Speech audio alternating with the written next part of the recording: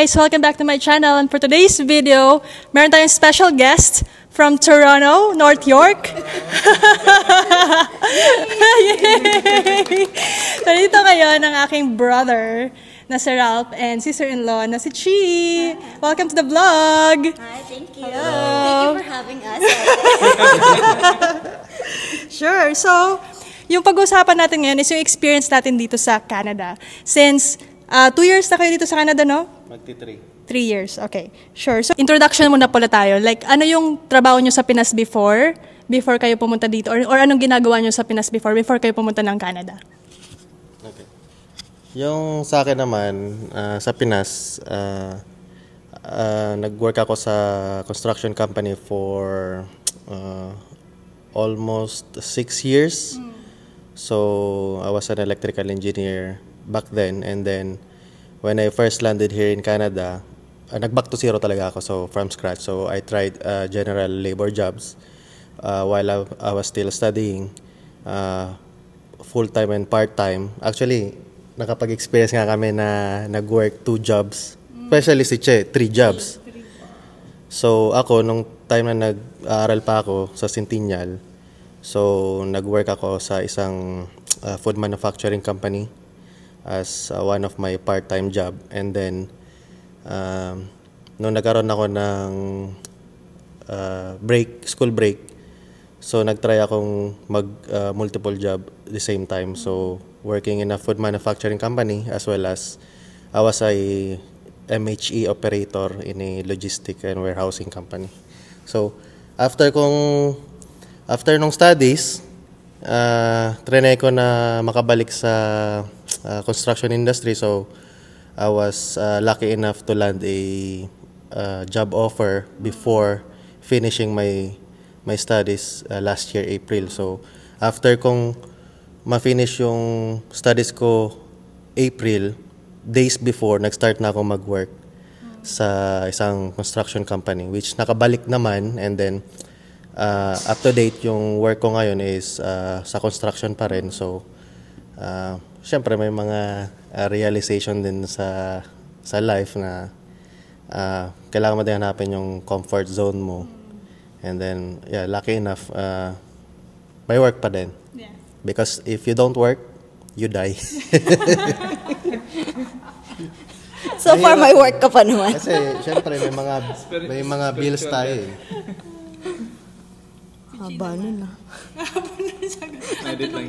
Tanong lang anong work mo sa Pinas at dito eh. Sinagot niya na yung lahat. Ay, no. Dami eh. Yun na yun. Inis na, nagmamadali ka, girl. Kakaloka to. Mag-focus ka sa tanong ni ate. Okay, nagwa-warm up eh. First time. So anyway, yung sa akin naman is, ang work ko before, medyo madami kasi ate yung yung journey. So from the Philippines, so nag-work naman ako in airline industry, pero saglit lang siya. And then lumipad ako ng UAE.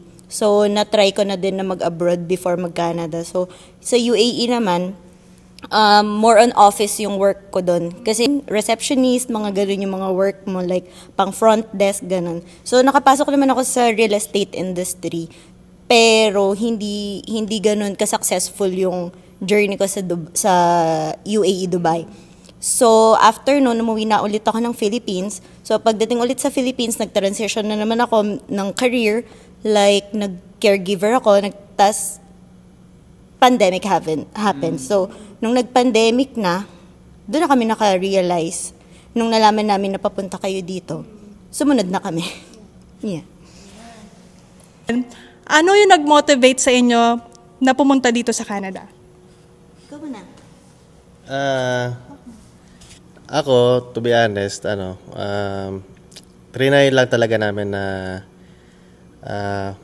ano yung working culture, ano yung way of living sa Canada. Since ako, first time to go abroad to live, and then si Che, parang nag-usap kami as pathway na para maka-land sa Canada is through student pathway. So far, natapos naman yung studies, nakapag-land ng work, And then, up to date, we're still adjusting. Kasi, For me, nag-motivate kayo. Kayo talaga. No, nung nag-usap kami ate, talagang nung nalaman namin na pupunta kayo dito, talagang mas na-motivate. I mean, na-motivate na kami dahil si ate ko nandito na rin. Pero mas na-motivate kami nung papunta na kayo dito. So, yun, nag-usap kami, why not try din natin?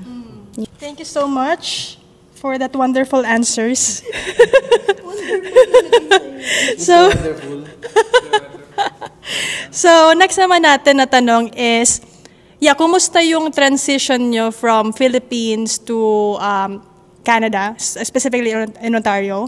Diba kasi ikaw, Chi, nakapag-work ka na sa abroad. So may experience ka na, diba, ng how to live abroad. Si Ralph naman is first time living abroad and working here. So, paano yung naging transition nyo? Ano yung mga sort of like adjustments and challenges na rin nung na-experience nyo? yung sa akin naman, syempre, first time to live abroad. So, madami akong na-experience na tawag dito, different culture in terms of way of living, work culture, yung to blend in to different nationalities. So, syempre, sa Pinas, mas madami locals, di ba? Kokonti lang yung mga foreigners or sometimes they are tourists. So, dito naman sa Canada, nung nag-land kami, syempre, back to zero. Back to zero talaga. So, syempre, as a immigrant, ako talaga mag-adjust sa ano nila. So, in terms of way of living, syempre, madami ring hardship talaga. So, syempre, may mga bills tayo and kailangan bayaran. So, we need to have a stable job to have a financial capability na magstay. And then, syempre, yung culture na din ng Canada, which is a good thing naman na mixed. So, yung mga locals dito, sanay naman na sila makipaghalubilo sa mga different nationality. So, syempre, alam na din naman nila yung mga tawag dyan, yung mga ugali ng iba-ibang lahi. So, in terms of their work habits, paano sila i-approach, paano yung approach nila, yung diskarte nila. So, syempre, as Filipino, syempre, ano tayo? Move forward. Magaling naman mag-adjust sa mga Pinoy. Oo. Tsaka okay naman sila, okay naman lahat. Ano naman? Friendly. Ang ano ko lang, ano sila, approachable naman yung mga locals. Tsaka helpful sila. Yun, para sa akin, okay naman yung adjustment. May ano lang talaga, back to zero, tsaka need mo lang talaga mag-adjust. Transition, di ba? Transition. So, paglipat namin dito, ate. So, syempre, sa weather, okay naman ako sa weather, yung transition. Kasi, syempre, from tropical country. Tapos, pagdating dito is, syempre, 4 season. Nung una, ang hirap nung adjustment ng, lalo na yung winter. Pero, kapag natutunan mo siya na hanapin yung ganda ng winter, it's so nice. I like the winter now. Kasi, kumbaga parang hahanapin, yung kumbaga kapag, di ba, meron kang isang bagay na bago sa'yo, hahanapin mo yung ganda nung mindset. Mahirap, mindset. Ang hirap kasi nung pipilitin mo lang yung sarili mo na, maganda, pero kailangan i-enjoy mo siya, hanapin mo kung nasan yung enjoyment nung ano na yun, nung transition, nung pagkaiba nung tropical and sa ganito na weather. So, lalo na sa Toronto, sobrang gulo ng weather. Sobra, sa isang araw may 4 season ka. Yeah. Yung winter sa una, masaya siya, pero pag ano na siya, No, masaya siya. in terms, Masaya siya. pero minsan nakakaano na din eh. mahirap. Siguro sa kanya as a driver, yun, mahirap. Pero sa akin, oo, everyday commute yun. Mahirap talaga pagka nagko-commute. Siyempre, nung first year mo, second year, sobrang hirap talaga. Pero kapag ka nahanap mo yung ganda niya, ay, ang ganda. Di ba? Ayun. Ano pa bang transition? So, food, okay naman. Hindi naman ako nahirapan. Also, so yung sa work, halimbawa, yung sa work naman, hindi ako masyadong nahirapan sa transition kasi since na-experience ko ng mag-UAE, so hindi ako nahirapan sa mga tao kasi naka-experience na ako sa UAE. The same lang yung tao sa UAE dito. Na like mostly, like madaming expat talaga po. Yun. Ayan, thank you so much. And then ang next nating tanong is, ayun, pwede ba nating i-share kung ano yung mga naging work natin dito sa Canada? Like part-time, like sa'yo, di ba, nag-student ka? So ano yung naging part-time work mo, paano mo siya nakuha, and then yung mga challenges while studying, and then nag-aaral and then nagpa-part-time work. And si Chi naman, nasa open work permit, paano ka nakakuha ng trabaho dito sa Canada? And ano yung mga like na experience mo sa paghahanap ng trabaho? Yung sa akin naman, as a student, way back 2022. So, nung pag-land namin dito, syempre, from scratch talaga. So, nag-apply kami through online, Indeed, LinkedIn, even Facebook groups from Filipino community. So, doon may nakita kaming parang nag-hire na, yun nga, yung sa food manufacturing company, which is, dapat ako yung mag-apply. So, during that time, naghahanap din si Che. So, parang siya na lang yung pina-apply ko doon. Then, luckily, nakuha siya as her first job. And then, yung sa akin naman, nung nakapasok na siya doon, ni-refer niya ako. So, that was my... Oh no, yung pinakauna ko pala is Freshco. I was a retail shelf stocker. So, nag-ayos-ayos ako ng mga... Sabi mo kailang days ka? mga items. Ano lang yun? Siguro 1 week lang bago ko lumipat sa work niya. Kasi yun doon, bago ako nakapasok doon, ni-refer lang din ako ng classmate ko. So, again, connections. Talagang... mabilis yung makakuha ng trabaho. And then yun nga, yung after nun, while I was still studying, nagpa-part-time ako sa work niya before. And then nung nagkaroon ako ng school break, nakakuha ako ng work as a material handler operator. So yun, bago ako makapasok doon, connection din. So, may classmate din ako na nag-work na doon. And then, ni-refer niya ako. And then, yun, nakakuha ako ng job offer. But, I think, nag-ano lang ako doon, siguro 3 months. At the same time, nag-work ako ng, as material handler. Nag-work ako ng full-time. And then, nagpa-part-time din ako doon sa work niya. And then, after 3 months, nag-full-time na ako doon sa work niya. So, parang yun na, doon ako tumagal after siguro more than a year working there. Then, nung natapos ko yung studies ko, doon na rin ako nag-try na makabalik sa construction, which is kailangan ko talaga ng position na pasok sa tier 0 to 3 for me to extend my wife for her open work permit. So, nung time na yon, last year, 2024, so may mga bagong rulings na nirelease ng IRCC. So, hindi lang ako sure kung talagang yun yung basis nila na dapat makapasok yung PGWP holder sa tier 0 to 3 para ma-extend mo yung open work permit. But case to case, may mga nakikita din naman akong post na kahit naman hindi pasok sa tier 0 to 3, even 4 to 5, na-extend din naman nila yung spouse nila. But yung sa akin naman, syempre, trinay ko na makapasok doon para syempre, peace of mind na din. So yun, luckily, naka-land ako as a project coordinator sa isang construction company which is sa electrical din. So parang yung experience ko sa Pinas, parang na-practice ko din dito.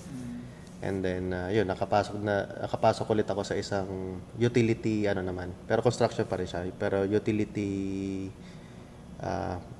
tawag dyan, more on utilities yung specialization. Up to date, yun, going strong pa rin, hopefully. May tanong ako kay Ralph. So, di ba sa Pinas engineer ka? So, pagdating dito sa Canada, di ba nung mga first na naghanap ka ng trabaho as part-time work, hindi engineering job yung mga napasukan mo. So, ano yung like sa tingin mo na para sa'yo is yung feeling na ganun ba? Na for example, engineer ka sa Pinas, dito, hindi naman pala magagamit yung work mo agad-agad pagpunta mo dito sa Canada. Diba? Ano yung na-feel mo nun? Okay lang naman. Ano naman, ano ko naman yun, na-anticipate ko na din naman yun na okay lang. Pero depende yan sa tao eh. Case to case naman. So, syempre may... Depende kung paano mo siya i-accept. Paano mo siya i-accept na back to zero ako dito, hindi ako engineer. Okay lang, do your part na maging productive ka or mag-improve ka sa work mo. Or paano hanapin yung comfort zone mo sa work na meron ka ngayon. Pero syempre may mga iba rin na siguro dala na din ng pride or what. Pero sila yun eh. Iba naman kami. So hindi ka nahirapan sa transition na yun? Siyempre, mahirap sa umpisa.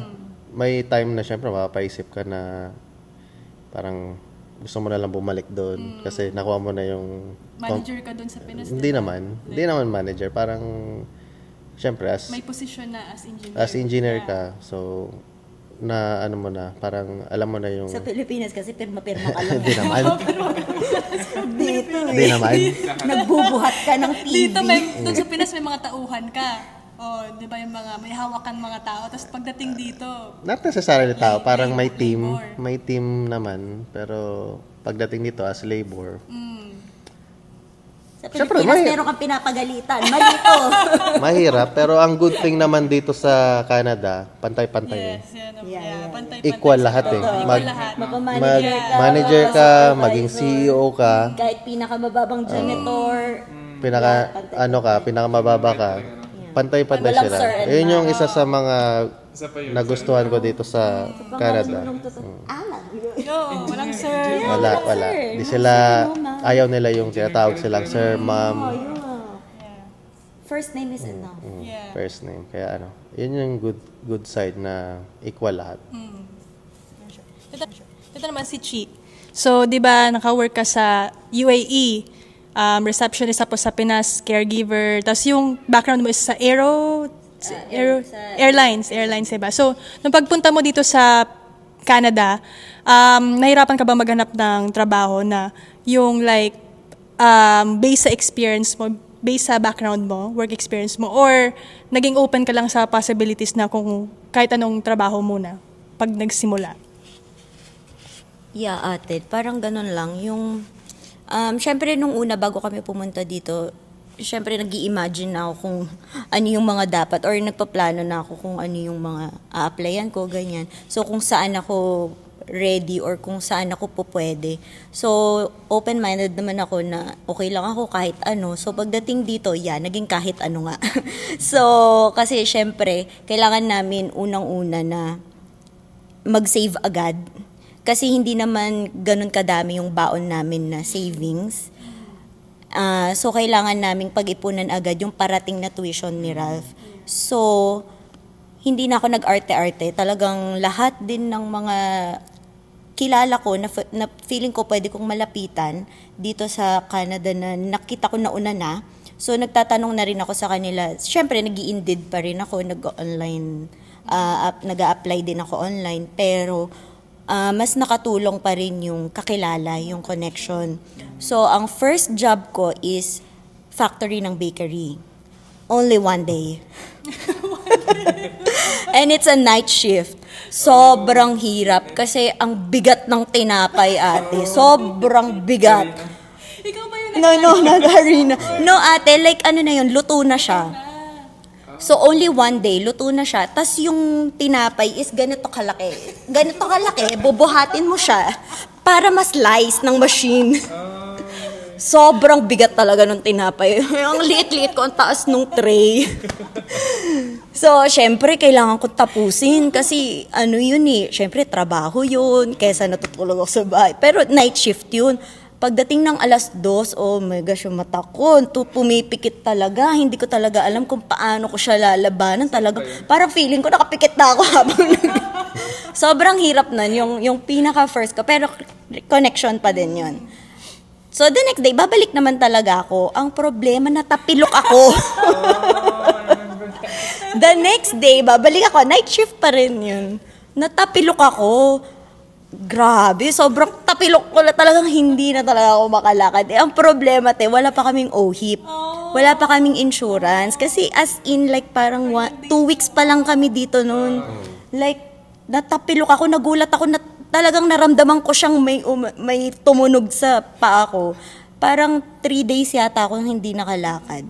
So nag-ano na lang ako, home remedy na lang. So, thank God naman, hindi naman ganun kalala yung nangyari. So, after nun, so yun na, doon na pumasok yung food industry na nakapasok kami ni Ralph, which is a Filipino business. So, good thing din na Filipino business. So, phone call and then interview. And then, pagdating na doon, binigyan ako ng schedule since kapwa Pilipino. Binigyan ako ng schedule na ganito yung pasok ko, ganyan. Hanggang sa naging full-time na ako doon. And full-time seasonal. So, sila na yun din yung nakatulong sa amin na makakuha kami ng OHIP.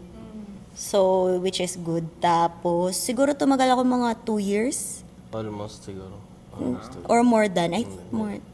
Basta, medyo matagal po ako doon. And then, natry ko din mag-caregiver. So, dito na pumasok yung, yung 3 job, ate. Yung nag-3 job na ako kasi medyo nababawasan na talaga yung savings namin. So, kailangan talaga naming tumodo. So, 3 jobs na ako. Yun, nakapasok din ako dun sa work ni Ralph, which is siya yung nagpasok naman sa akin doon. Tapos siya yung work niya. Yung work ko, pinasok ko din siya doon. Kaya yun yung time, 2 jobs siya, 3 jobs ako. So, kailangan talaga naming ipunin yung tuition. Yung tuition talaga yung pinakamabigat. Tapos at the same time, syempre yung bahay namin, nagre-rent din kami, yung bills, phone bills, everything. So, after na nun, meron ulit ako another work na napasukan, which is yung present ko na ngayon is 2 years na ako. Ano mo kung paano ka nakapasok doon? Saan? Doon sa recent work mo ngayon, di ba? Connection pa din. Then nakuha natin yung connection na yun doon sa work natin pareho sa warehousing. Yeah. So, ang kagandahan sa mga students, ang bilis kumalat ng chismis.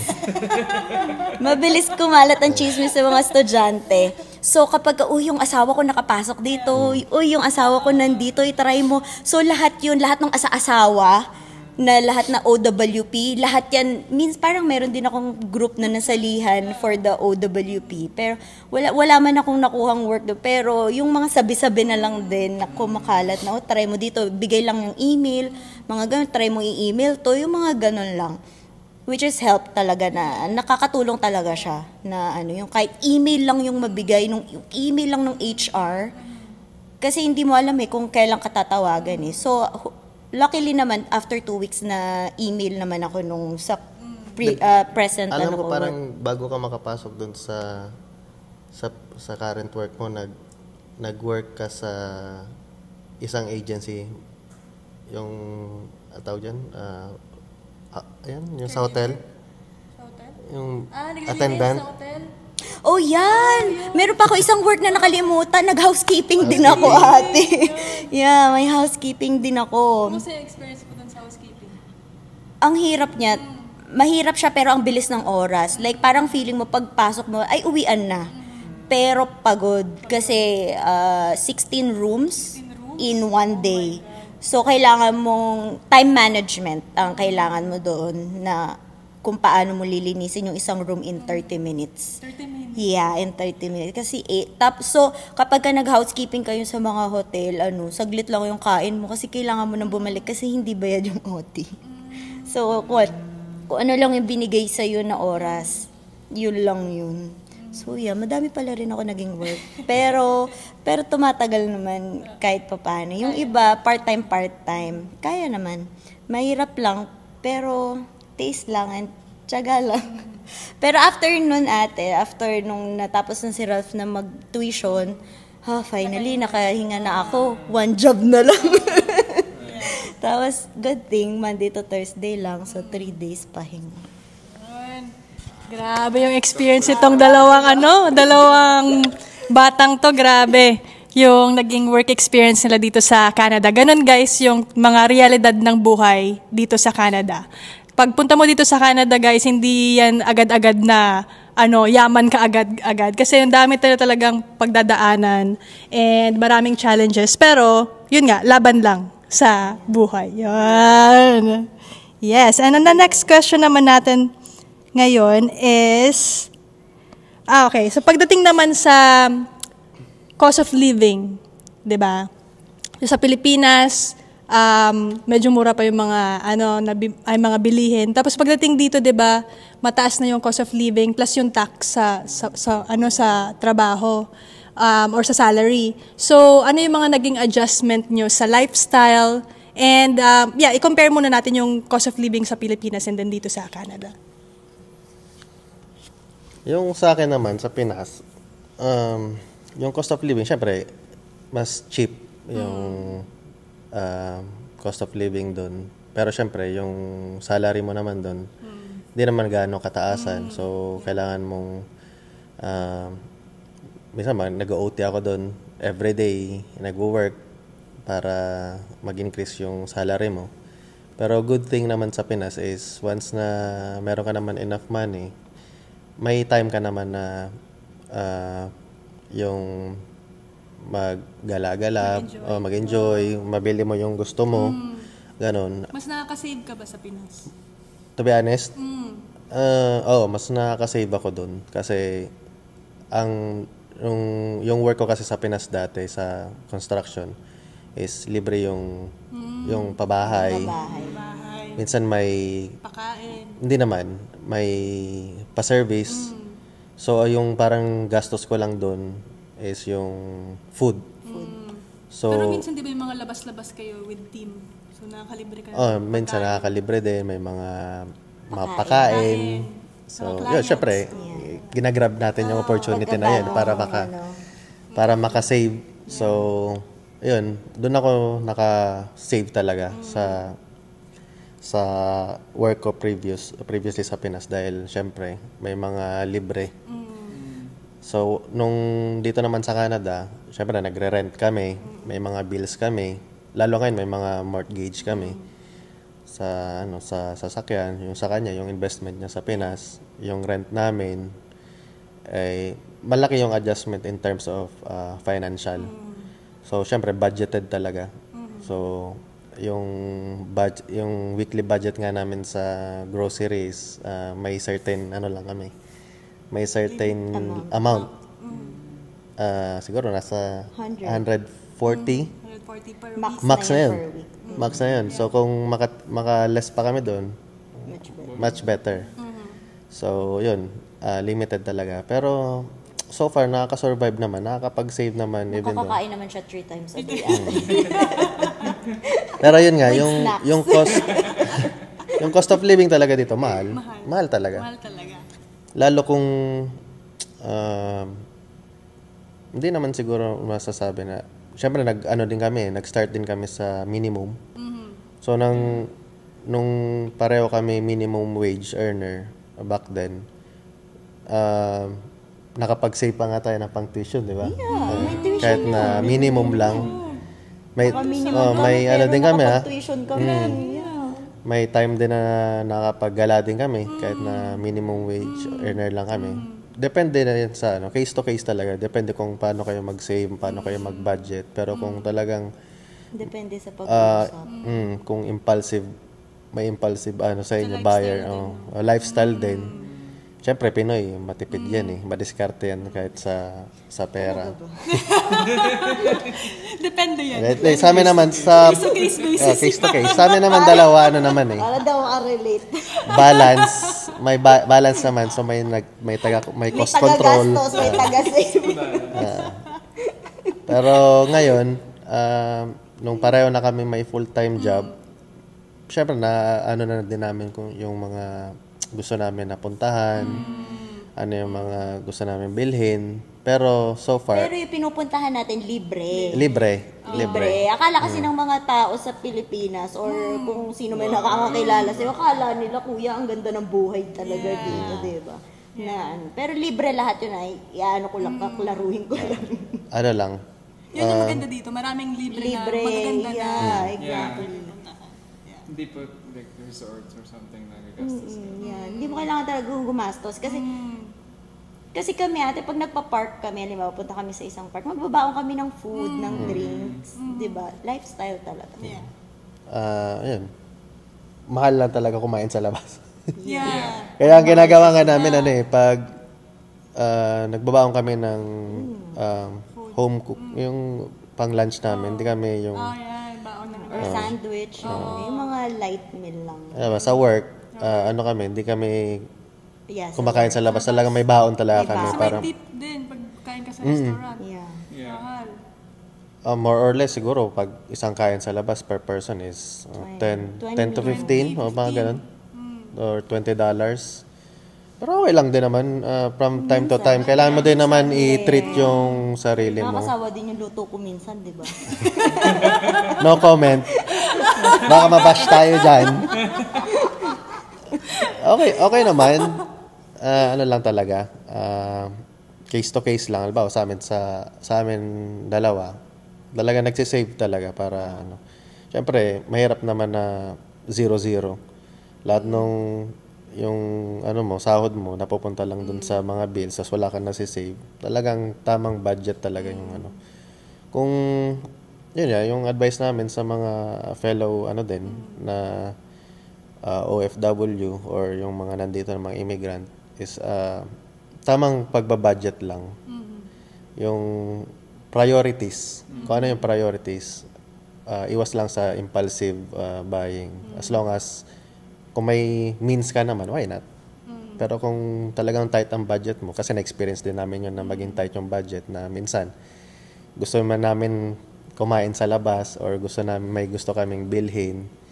Siyempre may priorities kami ng time na yun, yung tuition ko, yung other expenses namin. So yun, tamang pag-budget nung pera, yun lang.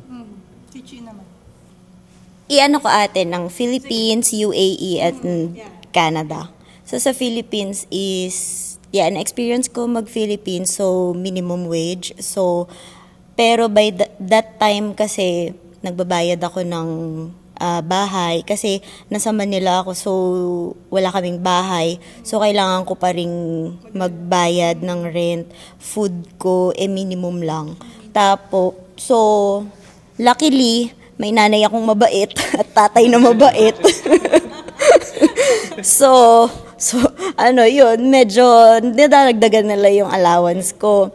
So, thank you, Mata. Tapos, nung nag-UAE na ako, hindi rin ganun kalaki yung sahod ko kasi receptionist ako or front desk. So, nung na-experience ko kasing nag-UAE, depende talaga kung professional ka, madali kang makakuha talaga ng work na na kung nurse ka, lalo na sa nurse, kung nurse ka, engineer ka, madali lang talaga makahanap ng mas maganda yung sahod nila. So, nung time ko kasi, meron yung mga dumadating kasi na Filipino na okay na to, kahit ganito, importante, may work, may mga ganun sila na mga So, yung ibang employer, talagang pababa yung offer. So, yun yung na-experience ko noon sa UAE. Kasi yung ibang, for example, yung ibang nationality, ganito lang yung tinanggap nila na offer. So, pababa yung yung offer sa mga medyo lang na ano. Salary. Hindi nag-negotiate or something. Salary. Yeah, pwede naman sana i-negotiate kaso kasi yung iba kuya, hindi na sila nakikipag-negotiate kasi parang yung iba ang naiisip nila is just to have the visa.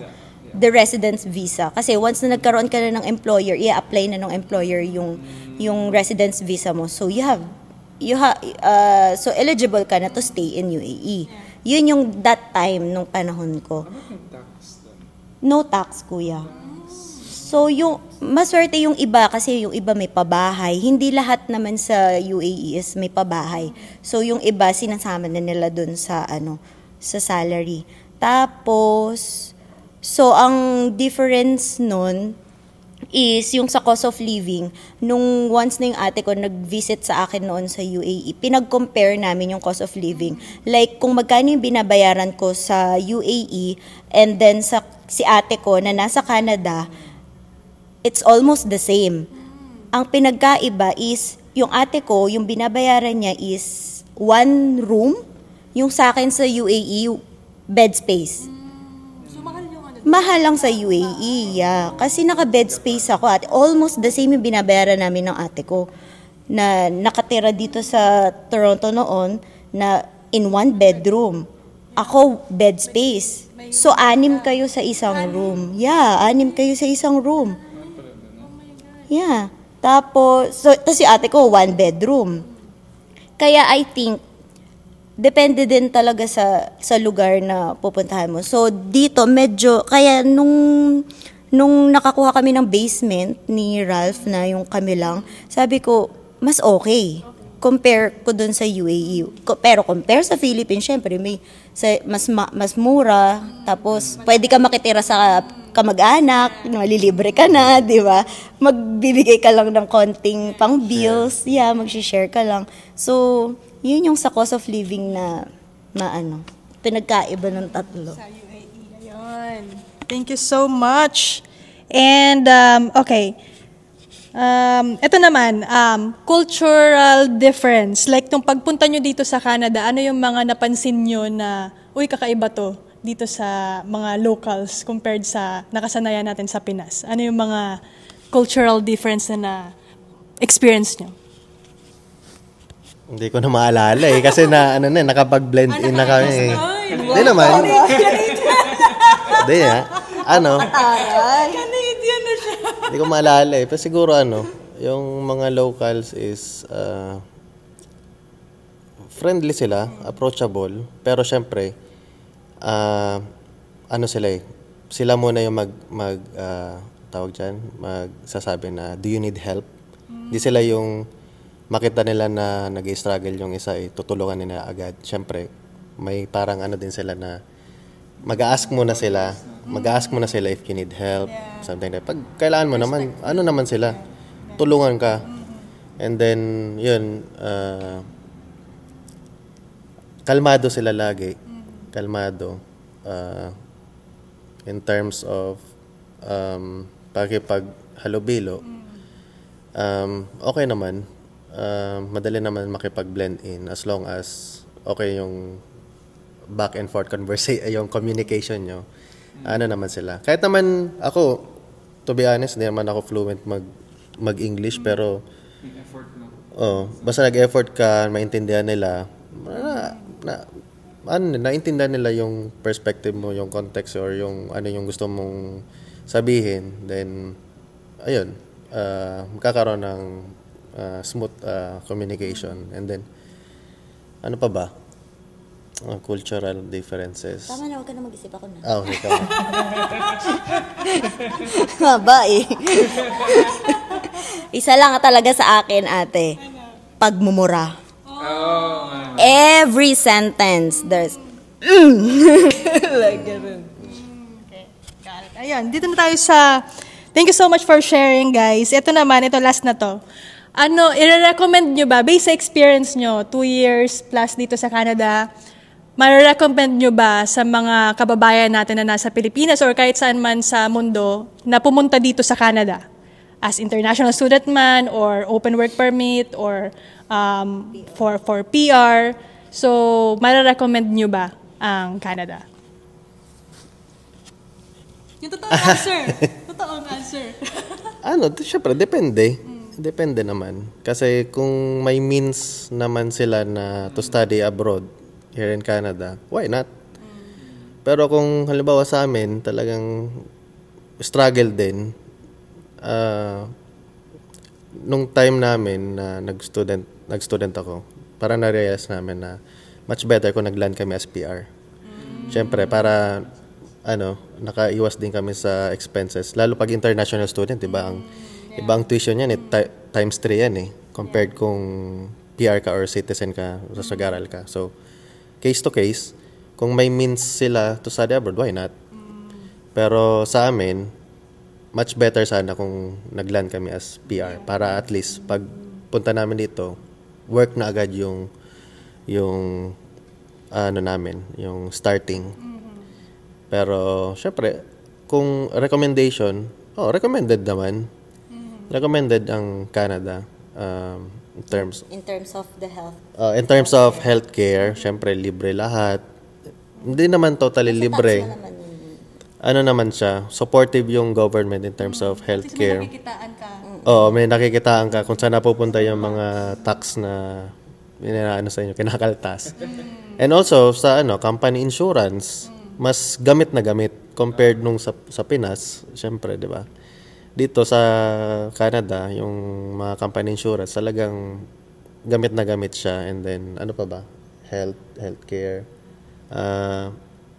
transpo. Okay din. Okay lang. Okay lang. Wala ka na masabi, akin na. Haba mo So, ako kasi meron akong formula dyan. Budget, purpose, and attitude. Diba? Formula yon. So, diba, if you have a budget, if you have a purpose, and kung sa tingin mo, kaya mo maglaba dito, kaya mo magluto, kaya mo mabuhay mag-isa, or kaya mong tiisin lahat ng pagod, physically, emotionally, and financially, I think, pwede ka dito sa Canada. Pero, kung medyo yung tingin mo yung budget mo is hindi ganun kaganda, or hindi ganun, you know what I mean. So, medyo mahirap. Pero kung meron mga kamag-anak, why not? Na willing silang kayo tanggapin sa bahay nila, or mga kamag-anak na meron silang makukuhanan na work for you. So, pwede. Talaga, maganda ang Canada naman. So, yun lang. Ang for me lang, kung yung budget mo is pasok sa purpose mo, and then yun, kaya mo mabuhay mag-isa, why not, diba? Mag-Canada ka na. Ayan, guys. Ang saya-saya nitong interview na to, guys. Thank you so much, She and Ralph, for sharing your experience here in Canada. And I hope, guys, may napulot kayo sa aming mga discussion today. If may plans kayong pumunta ng Canada, this is the glimpse ng mga experience nila dito sa Canada. Yes. So thank you so much, guys. Thank you. And don't forget to like and subscribe to Orange is the New Vlog. And see you in my next vlog. Bye!